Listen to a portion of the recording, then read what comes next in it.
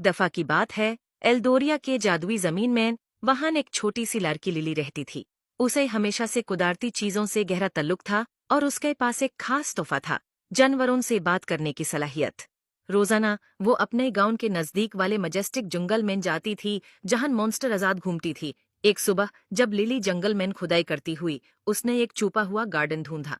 Garden के बीच में एक सुंदर कदीम एक पेड़ खड़ा था। उसके शाखाएं आसमान की तरफ बढ़ती थी और हल्की रोशन झलक से चमकती थी।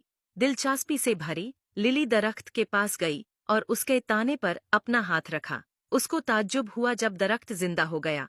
वो अपने आप को एल्ड्रिन कहलाया, जंगल का गार्डियन।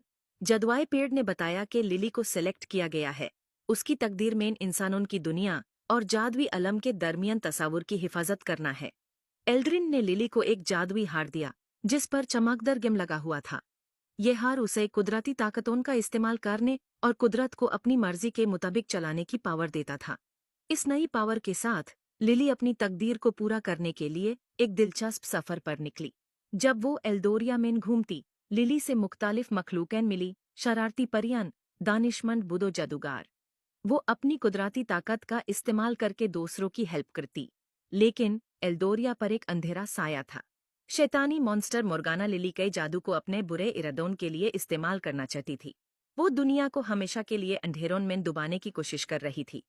लिली को पता था कि वो मोर्गाना से सामना करना और अपनी प्यारी जमीन की हिफाजत करना है।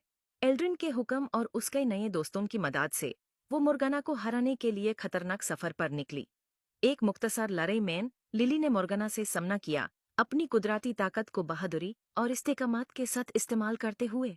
अपने जानवरों के साथ और जादुई परियों की इतिहाद के साथ लिली जीत गई और मोर्गाना के अंधेरे को एल्दोरिया से निकल दिया। उसकी बहादुरी का इनाम जादुई अलम ने लिली को एल्दोरिया की हिफाजत कर का दर्जा दिया। वो एक अजीम जादूगर बन गई और इस तरह